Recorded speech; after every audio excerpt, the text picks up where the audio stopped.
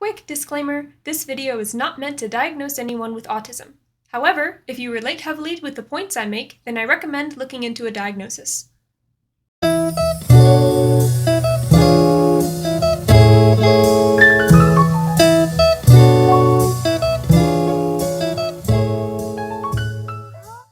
Hello my mushrooms! Welcome back to my channel. If you're new here, welcome to my cozy corner of the internet where I aim to spread autism awareness and hope through my story. I have got a big mug of tea with me today because it is gonna be a long one.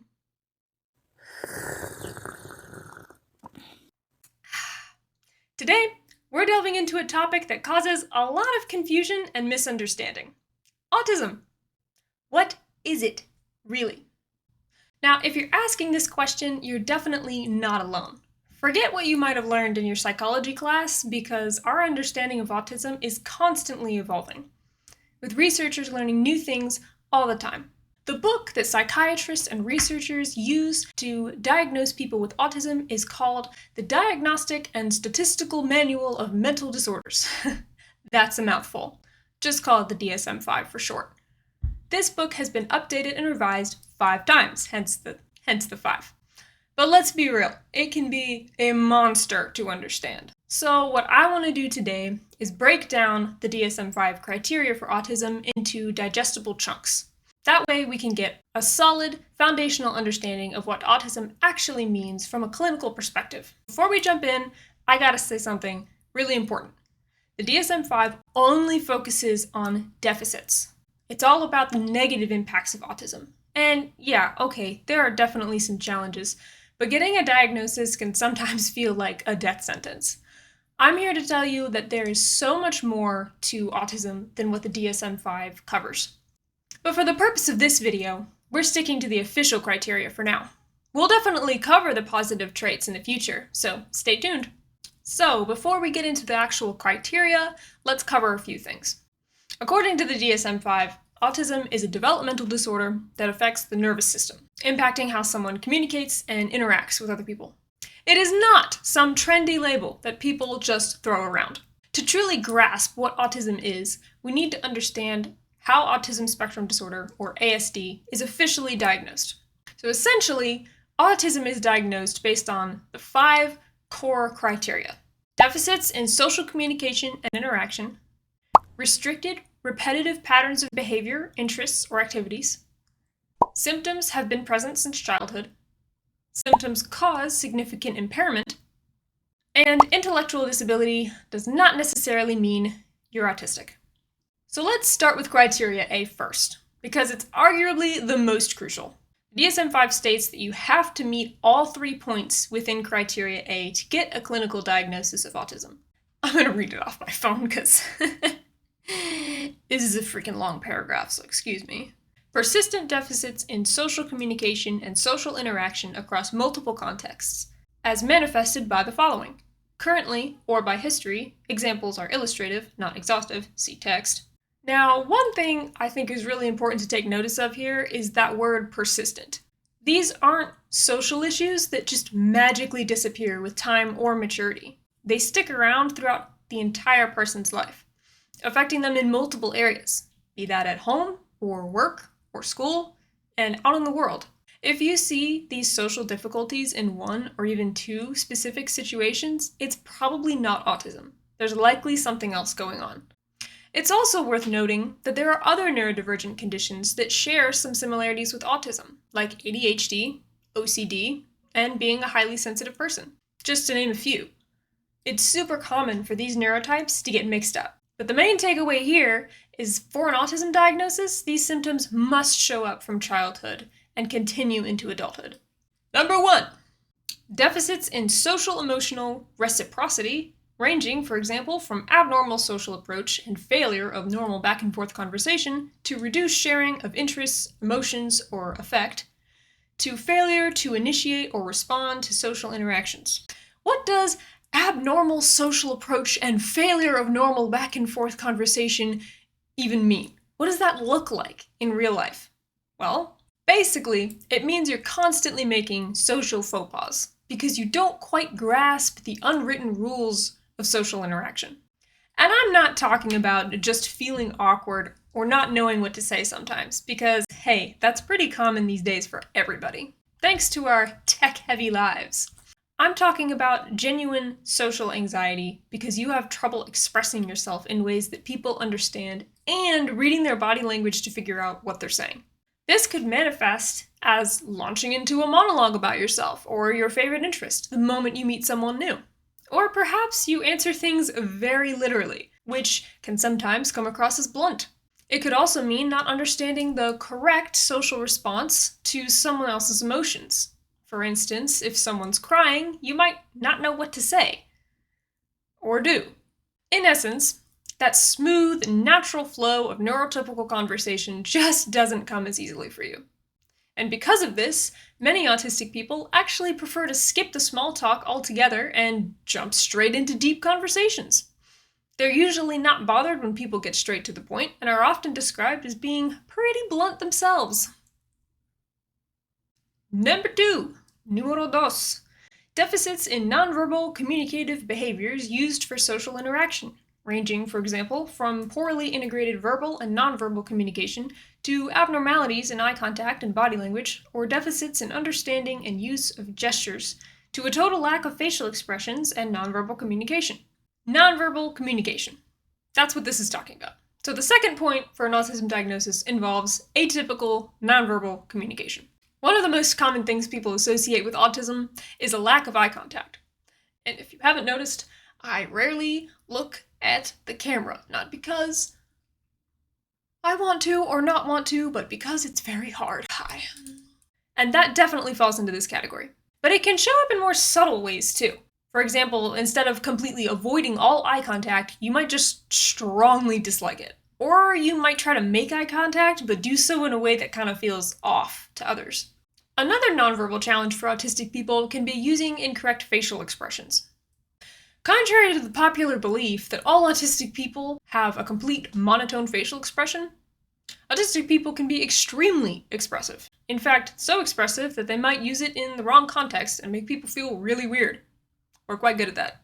Plus, you might have a hard time reading or mimicking other people's body language, which often leads you to misinterpreting their mood. It happens to me every day.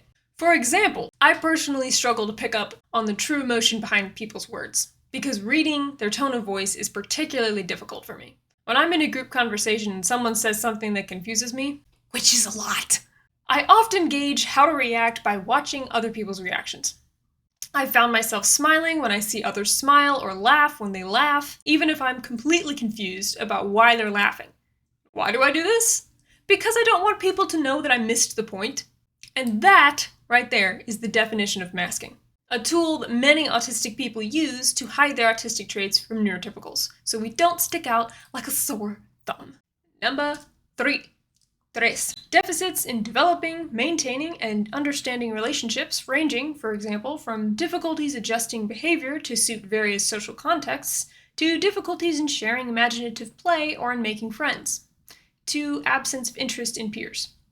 Alright, point number 3 really sucks. It's talking about relationships. And yes, it is required. Difficulty making and keeping friends. Thanks. Really appreciate that. At this point, if the first 2 points resonated with you, this one probably will too, because if you find it hard to express yourself and read other people, then forming connections is naturally going to be pretty difficult. This doesn't mean that autistic people don't have friends or can't ever have friends. It just means that building new friendships and or maintaining existing ones can be really challenging. Friendships have honestly been my biggest struggle my entire life. When I was a kid, I had this beautifully innocent view of friendship, where friends stayed friends forever. And I learned the hard way that very few people actually live up to that standard or are willing to even put in the effort to maintain connection. For me, all the gossip, backstabbing, and two-faced personalities often found among young female friendships just didn't make any sense, which made navigating those friendships very difficult. So to wrap up criteria A, you need to check all 3 of those boxes.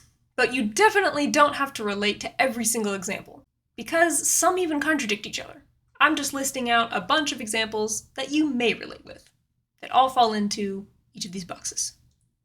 Moving on to criteria B, Restricted, repetitive patterns of behavior, interests, or activities, as manifested by at least two of the following, currently or by history. Numero uno. Stereotyped or repetitive motor movements, use of objects, or speech, e.g., simple motor stereotypes, lining up toys or flipping objects, echolalia, idiosyncratic phrases. So this first point is talking about stimming, or self-stimulatory behaviors, through movements, objects, and/or speech. Stimming is basically a self-soothing tactic that all autistic people do in some form. In fact, everyone stims in one way or another. The big difference between neurotypical stimming and autistic stimming is that autistic people need it to regulate their emotions. Stimming can look like flapping your hands or flapping objects, or it can be repetitive noises and repeating phrases. Most people might picture an autistic child lining up their toys instead of playing with them. And while that's certainly one type of repetitive pattern, there are actually many others that aren't as widely known, like echolalia and idiosyncratic phrases. And I don't know about you, but I had no idea what an idiosyncratic phrase was until I researched it for this video. Google defines it as a unique expression or word usage that is characteristic of a particular individual rather than being common or widely understood. So this is basically talking about invented words or using familiar words in unusual ways. These words or phrases are often tied to specific people and/or experiences and have a unique meaning to the person using them. Think of it like a language known only to the autistic person. Echolalia functions pretty similarly. It's the seemingly meaningless repetition of words, phrases, or sounds that someone hears. This might look like repeating a phrase or question immediately after someone says it. Or it could look like repeating a phrase later on, like from a book or movie. Somebody just defined my entire childhood. An easy way to remember the difference is this. Idiosyncratic phrases give meaning to otherwise meaningless words or noises, while echolalia takes the meaning away from meaningful words through repetition. They are two sides of the same coin. When I was a kid, I actually made up my own language. Every member of my family had a strange-sounding name that was either a weird combination of words or just gibberish. Now, my language has morphed into more animal-like noises.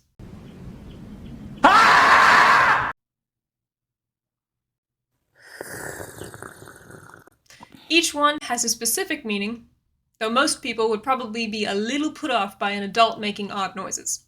Plus, I often echolally, yep, I turned it into a verb, through song lyrics, old videos stuck in my head, and movie quotes. I use all of these repeatedly, every single day, either to reduce stress or just for fun. Número dos. Whatever. Insistence on sameness, inflexible adherence to routines, or ritualized patterns of verbal or nonverbal behavior, e.g., extreme distress at small changes, difficulties with transitions, rigid thinking patterns, greeting rituals, need to take the same route or eat the same food every day. So this is talking about having difficulty with changes in routine. A lot of autistic people really need to stick to their routines and have a tough time with spontaneity or changes. Some people have been led to believe that autistic people will have a meltdown if their schedule is altered, and while that may be the case for some, it's not the norm. And if that does happen, it's likely from a buildup of stress rather than just one small change. While this adherence to schedules might make autistic people seem controlling, it's crucial to remember that it's often an anxiety response. Routines and schedules make us feel safe. Point number 3. Highly restricted, fixated interests that are abnormal in intensity or focus. Strong attachments to or preoccupation with unusual objects, excessively circumscribed or perseverative. Perseverative interest. Holy crap. I don't know why that was so hard for me to say. Jeez. Did I say it right? Did I actually end up saying it correctly? I don't know. Somebody's gonna have to tell me. Perseverative. Point number 3 covers what are often called autistic special interests. I'm not a huge fan of how the DSM-5 words this, as it tries to make special interests sound like they're as abnormal as possible. But here's the truth. Special interests are things that autistic people hyperfixate on or obsess over, and they bring us so much joy. They can literally be anything. from objects to hobbies to media and even people. The main difference between a typical interest someone who isn't autistic has and a special interest is simply the intensity. Autistic people absolutely devour their special interests. They might spend hours researching a particular topic and may be able to tell you all sorts of facts about it, or they may spend hours doing a certain hobby and completely forget to eat or use the bathroom. I've done that. These interests can stick around for a lifetime, or they can cycle through periodically. However, the intensity of an autistic person's fixation isn't always visible to others. For example, I was able to hide a lot of my fixations when I felt like they were too much for people to handle. This meant rewatching a show for the 4th time in a row, creating Pinterest boards for each of my favorite characters, writing fanfiction, journaling, or listening to the same song on repeat for a year. I'm not joking. A year. Even if others didn't see it, I was always thinking about whatever special interest or interests I was into at the time. And while this intensity isn't necessarily a bad thing, it can look pretty strange to neurotypicals who don't understand why we're still talking about the same topic, watching the same show, or listening to the same song on repeat. To them, we're simply obsessed. After learning I'm autistic, I was finally able to give my brain some grace, and eventually even permission to enjoy a special interest without feeling like I'm doing anything wrong. I want to make an important note here that another neurodivergent type, ADHD, has special interests, though they're often called hyperfixations. And this essentially means the same thing, and that's part of the reason why they get confused, so I just wanted to lay that out there. Point number 4. Hyper or hypo-reactivity to sensory input or unusual interest in sensory aspects of the environment. Apparent indifference to pain/temperature, adverse response to specific sounds or textures, excessive smelling or touching of objects, visual fascination with lights or movement. That's pretty straightforward. This is talking about sensory issues, both hypersensitivity and hyposensitivity. Hypersensitive autistic people often avoid sensory stimulation. They might get overwhelmed by bright lights, loud noises, large crowds, clutter, certain food flavors, and so on. Hyposensitive autistic people, on the other hand, seek sensory stimulation, like glitter, spinning around, or touching different textures. This is where the stereotype that autistic people don't like to be touched comes from. While that is true for some people, I'm sure, I wouldn't say it's the majority, necessarily. For example, I'm really sensitive to how close people stand to me, and I don't like most people touching me. But I'm the complete opposite with people I'm comfortable with. I love hugs. An autistic person can actually be both hyper and hyposensitive, but they usually lean heavily towards one side or the other. For example, I'm much more hypersensitive to sensory stimuli than hyposensitive, but I totally could get lost staring into flames or sparkles. And when I see a texture that interests me, I have to touch it.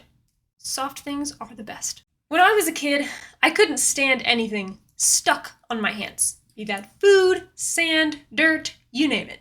My hands had to be clean. Or I'd start waving them around, upset by the sticky or grainy texture on my fingers. Also, I have to wear socks. I hate the feeling of crumbs or water on my feet, which always seems to be, somehow, on the kitchen floor no matter how many times I vacuum or mop. It's not just the sensation of the crumbs on my feet that bothers me, it's also the temperature of the cold floor, or the rough texture on the couch rubbing against my skin that overwhelms me. Without socks, it's almost impossible to pay attention to anything else. Pause.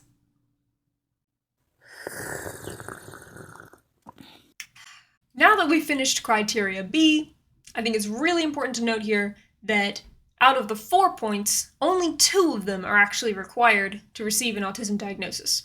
So some people are just extra, and they check multiple. More than 2. We're moving on to C. Hang in there. Criteria C. Symptoms must be present in the early developmental period, but may not become fully manifest until social demands exceed limited capacities, or may be masked by learned strategies in later life. This is one of the newer additions to the criteria, and I am so glad it was included, because it specifically acknowledges high-masking autistic individuals like me. It helps prevent people who truly don't understand autism from getting an incorrect diagnosis. Because autism isn't something you just pick up later in life, it's something you're born with. The inclusion of masking also makes it less likely that high-masking individuals will be misdiagnosed by those who still cling to the old stereotypes of autism. There are so many autistic people who haven't discovered or even considered the fact that they might be autistic because the old way of thinking about autism is still taught in schools. You've all heard it.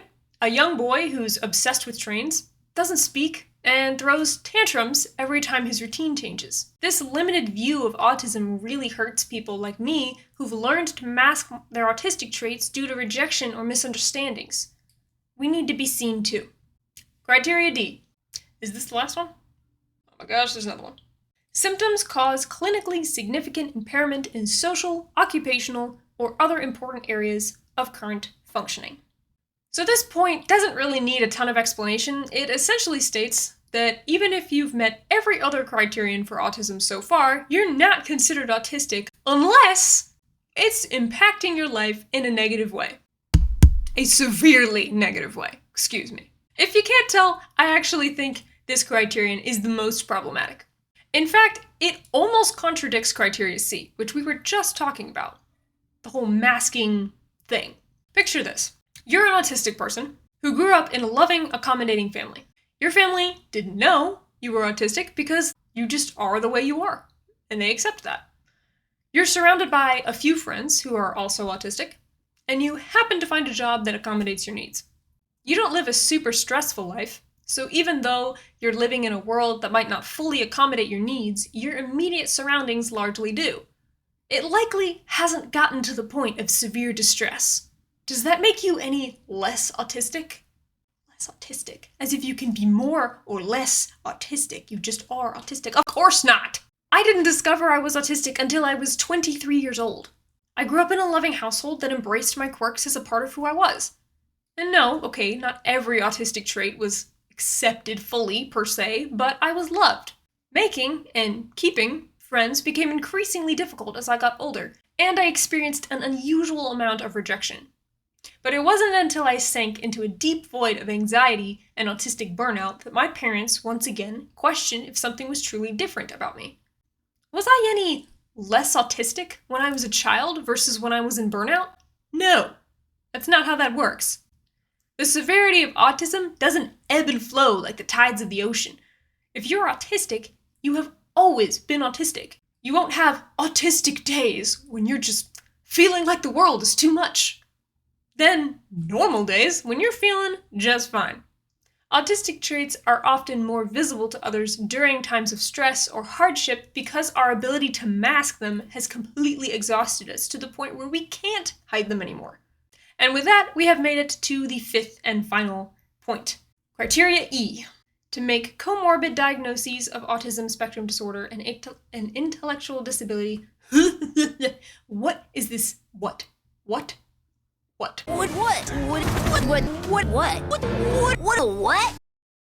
These disturbances are not better explained by intellectual disability, intellectual developmental disorder, or global developmental delay. Intellectual disability and autism spectrum disorder frequently co-occur. To make comorbid diagnoses, whatever, of autism spectrum disorder and intellectual disability, social communication should be below that expected for the general developmental level. And on that note,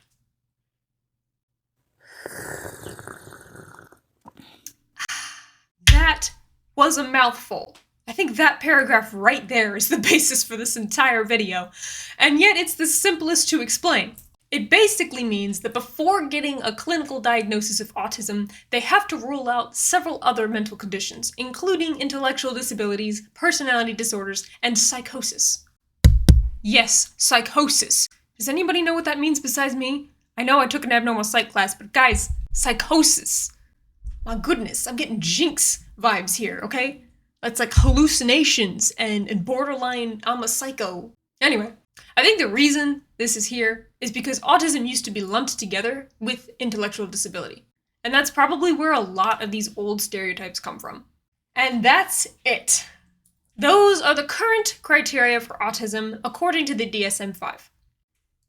If you've made it to the end of this video and you are thinking that you or someone you might love if if you might love them. Okay, I gotta If you've made it to the end of this video and you're thinking that you, or maybe somebody you know, might be autistic, you're probably not feeling fantastic right now. But please, do not stop here. This is not the end. I remember when I first read through these criteria and I saw myself reflected in them, it felt like I was staring into a broken mirror. The negativity was overwhelming. But it truly doesn't end here. Our understanding of autism is still expanding, and the DSM-5 completely fails to mention anything positive about being autistic. And trust me when I say there are positives. So stick with me and we'll explore them together. The DSM-5 may give us a clear definition of how neurotypicals view autism. I don't believe the criteria fully captures everything there is to know about us. The reason for this is because the DSM-5 uses a deficit-based model of autism. It defines autism based on what is considered normal for neurotypical people, which of course paints every autistic trait in a negative light because the way our brains are wired seems abnormal. But what others may see as deficits doesn't necessarily mean they are. Our brains are just wired differently. We see and experience the world through a completely different lens, and that doesn't make us less than. We are wonderfully unique, and we have something truly beautiful to offer this world. And that wraps it up for the DSM-5 criteria for autism spectrum disorder. If you made it to the end of this rather long video, I thank you so much for listening to me ramble. And if you'd like to become a mushroom among wildflowers, please consider subscribing to my YouTube channel or my blog. I'd appreciate both, and I will see you in the next one.